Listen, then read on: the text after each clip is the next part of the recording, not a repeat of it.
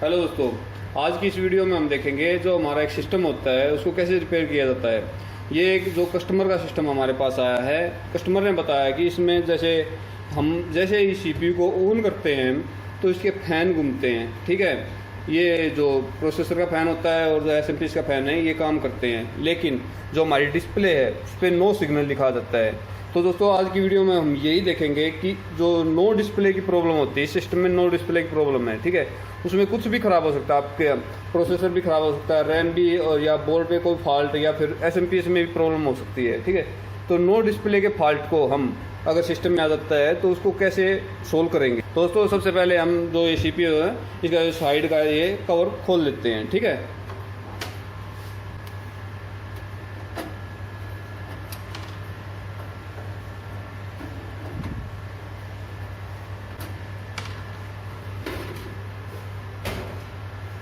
ठीक है, हमने ये सिस्टम खोल लिया है और हमने इसके जो सारे कनेक्शन हैं ये कर रखे हैं। ठीक है, पहले ही।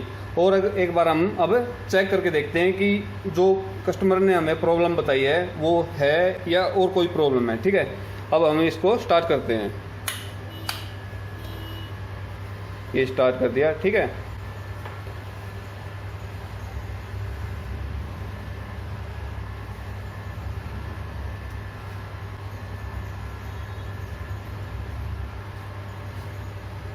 सिस्टम बंद हुआ है, फिर स्टार्ट हुआ है, ये तो नॉर्मल है।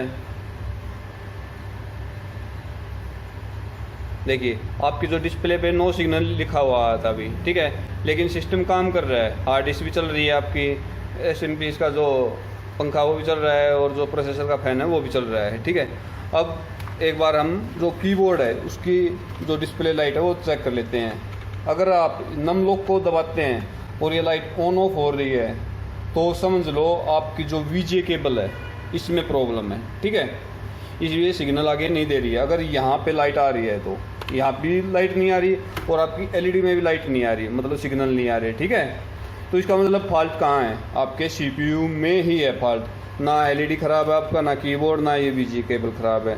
अगर यहाँ पे जो कीबोर्ड में लाइट नहीं आ रही है तो ठीक है। तो अब हम सिस्टम में सबसे पहले क्या चेक करेंगे, सिस्टम को बंद कर लेते हैं एक बार। सबसे पहले मैंने इससे पहले भी वीडियो बनाई है, सबसे पहले हम रैम चेक करेंगे। ठीक है, रैम को बाहर निकाल लेते हैं। ठीक है, इसको सबसे पहले हम साफ़ करेंगे रबड़ की मदद से। ठीक है, ये रैम हम इस इरेजर की मदद से साफ़ करेंगे। इसके ऊपर क्या होता है, ये जो पॉइंट दिखाई दे रहे हैं आपको, इन पे कार्बन जम सकता है। ठीक है, इनको हम ऐसे साफ़ कर लेंगे। ठीक है,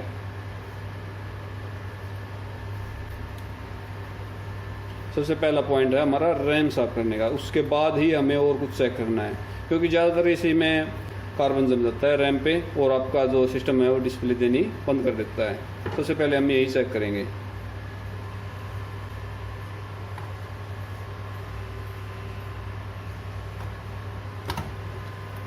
रैम हमने लगा दिए। ठीक है, अब फिर से स्टार्ट करके देखते हैं एक बार। सिस्टम ऑन हो चुका है। ठीक है, सिस्टम बंद हो गया, अब फिर स्टार्ट होगा, फिर से स्टार्ट हो गया। ठीक है, अब एलईडी भी देखना आप, नो सिग्नल, रैम का फॉल्ट नहीं लग रहा है इसमें। फिर भी हम एक बार और चेक करते हैं। जो ये रैम है हम दूसरे स्लॉट में लगा के देखते हैं। आपको शुरुआत में बिल्कुल एबीसी से चेक करना होता है सिस्टम।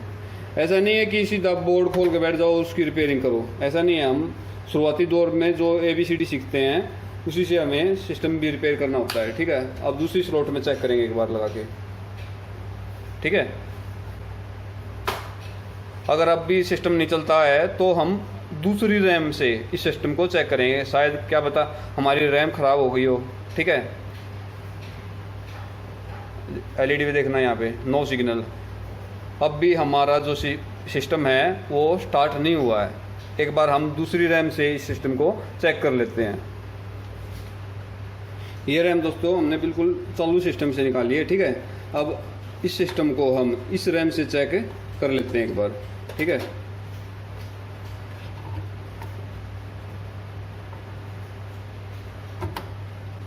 अगर आपको घर पे सिस्टम चेक करना है ऐसे ही प्रोसेस से करना होगा। ठीक है, फिर से ऑन करके देखते हैं एक बार।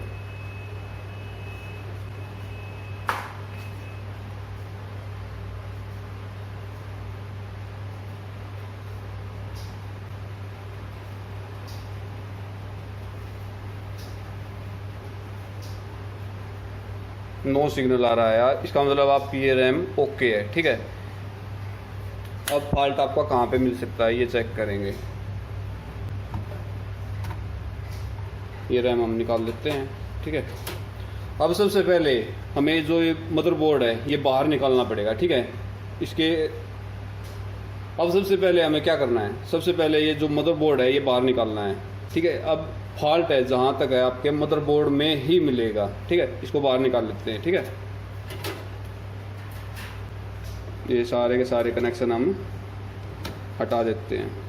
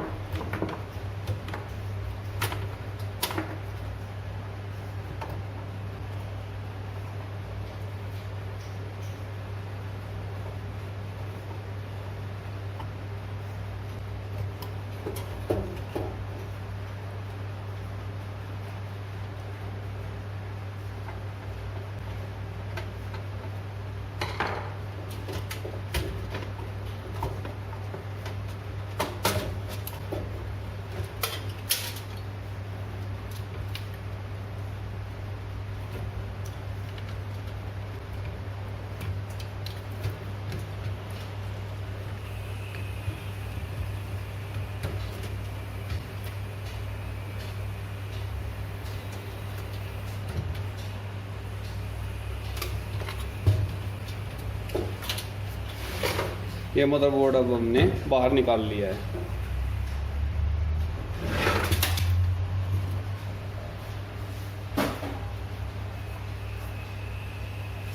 अब सबसे पहले हम एक बार दूसरे एसएमपीएस से एक बार बोर्ड को चेक कर लेते हैं, ठीक है।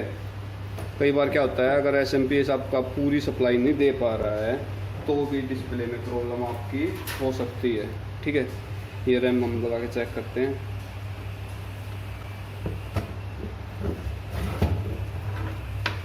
एक छोटी ही प्रॉब्लम ही आपका जो डिस्प्ले में प्रॉब्लम कर सकती है, ठीक है। एक छोटी छोटी प्रॉब्लम पे आपको शुरुआती दौर में ध्यान देना ज़रूरी है, ठीक है। ये सप्लाई देखते हैं।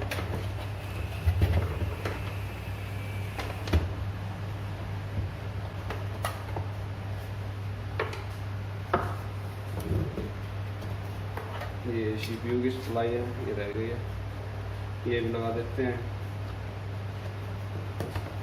ठीक है। अब इसको ऑन करके देखते हैं। जो ये पॉइंट दिखाई दे रहे हैं आपको, देखो ये यहाँ पे ये ऑन ऑफ के पॉइंट है। इन दोनों को जैसे ही शॉर्ट करेंगे हम, ये ऑन हो जाएगा आपका सिस्टम, ठीक है। अब देखते हैं एक बार।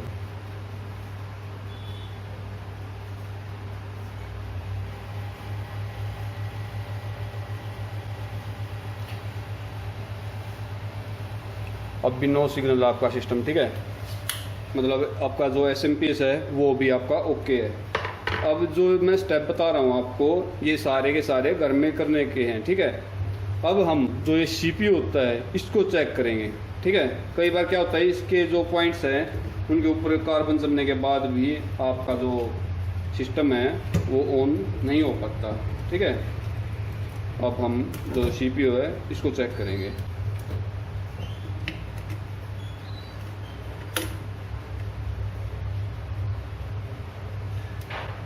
ये हमने हमारा प्रोसेसर है वो निकाल लिया, ठीक है।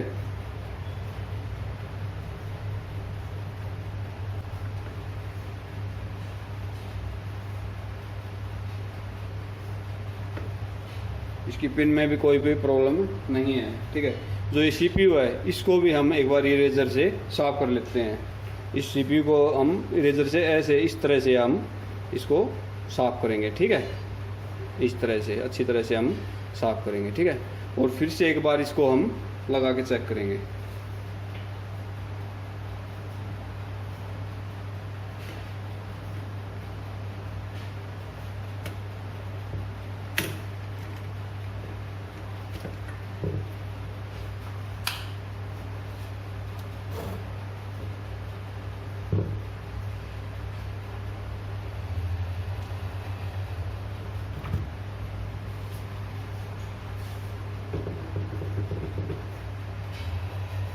CPU भी आपका गर्म हो रहा है, ठीक है, जो प्रोसेसर है ये गर्म हो रहा है, लेकिन डिस्प्ले अब भी नहीं आ रही आपकी, ठीक है। अब हम क्या चेक करेंगे दोस्तों, अब हमने जो ये मदरबोर्ड है इसकी रैम चेक कर ली, रैम में फॉल्ट नहीं मिला हमें, प्रोसेसर चेक कर लिया, प्रोसेसर में फॉल्ट नहीं मिला, ठीक है। और हमने SMPS बदल के देख लिया, जो सीमोस बैटरी ये भी निकाल के देख ली, लेकिन बोर्ड में डिस्प्ले नहीं आ रही है, ठीक है। तो अब हम बोर्ड को एक बार कार्ड से चेक करेंगे, ठीक है। ये हमारा कार्ड है, ठीक है, इसको एक बार हम कार्ड से चेक कर लेते हैं इसमें क्या प्रॉब्लम शो कर रहा है, ठीक है।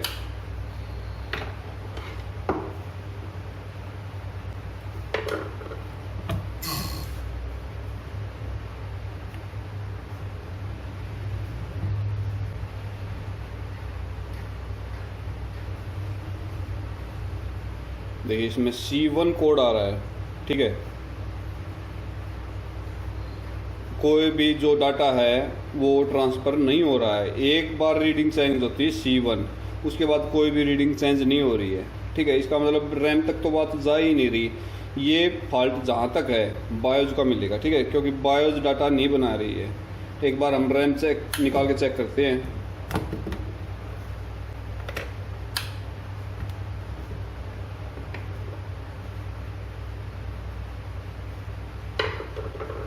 जीरो जीरो C1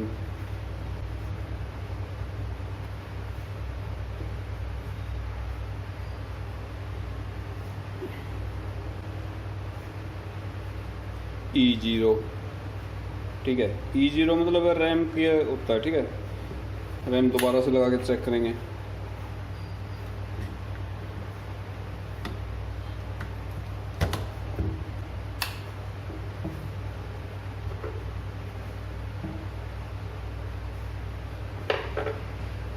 C1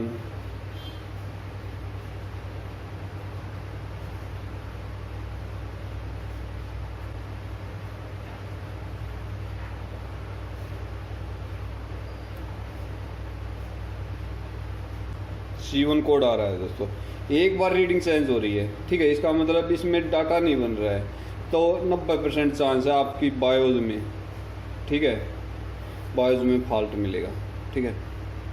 तो अब हम इसकी जो बायोज है वो या तो रीसेट कर लेते हैं, ठीक है, या फिर दूसरे मदरबोर्ड की उतार के इस पे लगा के चेक करेंगे, ठीक है। तो दोस्तों अब हमने इसकी जो बायोज है ये बदल दी है, ठीक है, दूसरे मदरबोर्ड की उतार के इस पे लगाई है, ठीक है। अब इस सिस्टम को हम जो ये मदरबोर्ड है इसको चेक करके देखेंगे। अगर बायोज की प्रॉब्लम ही है इसमें तो अब ये बिल्कुल ठीक हो जाएगी इससे। ये SMPS की जो सप्लाई है ये लगा लेते हैं, ये प्रोसेसर की सप्लाई है, और अब हम इसको स्टार्ट करके देखेंगे बायोस बदलने के बाद डिस्प्ले आती है या नहीं आती है। ऊपर से स्टार्ट कर लेते हैं और यहाँ से स्टार्ट करते हैं अभी।